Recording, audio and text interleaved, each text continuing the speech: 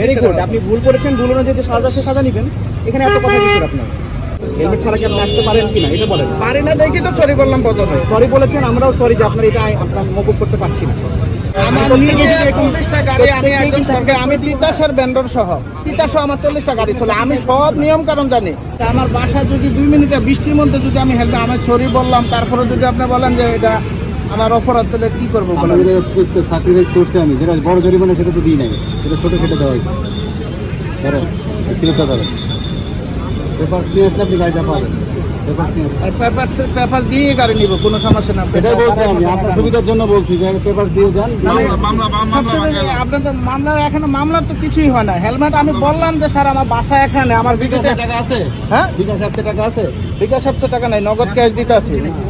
আমার বাসা এখানে স্যার, আমি প্রথমে সরি বলছি যে আমি বৃষ্টির জন্য হেলমেটটা আনি নাই। হেলমেট আপনার বাসা এখানে থাকলেও কি আপনি হেলমেট না পরে বের হবেন? স্যার আমি এখান দিয়ে ঘুরে আমি ফল নিতে আসছি বুঝি না, আপনার রাজলক্ষ্মীতে। কথাটা বুঝতে পারছি না। রাজলক্ষ্মীতে ফল নিতে আসছি, যেটা নিয়ে আসেন আপনি এখান দিয়ে বাসায় যাবো। মেইন রোড নাই, মেইন রোডে যখন আপনি বের হবেন অবশ্যই আপনার হেলমেট থাকতে হবে। এটা তো খুবই নরমাল একটা বিষয়। ওটা তো আমি তাহলে আপনি জানি। কেন এই ট্রাফিকের সাথে কথা আমি বলছেন? নিজে না, না, উচ্চবাচ্য করছেন কেন? আমি নিজে একজন সরকারি ব্যান্ডন স্যার। আমি আমার নিজের ট্রান্সপোর্ট বিজনেস, আমি সব নিয়ম কানুন জানি। আমি বলছি যে আমি আমার ভুল হয়েছে যে আমি হেলমেটটা আনতে পারিনি, আমার বাসা এখানে। এই যে দেখেন আমার বাসা 3 নম্বর সেক্টর 34। ভেরি গুড, আপনি ভুল করেছেন, ভুল অনুযায়ী যে সাজা সাজা নেবেন। এখানে এত কথা কিছু আপনার, এটা তো নরমাল বিষয়।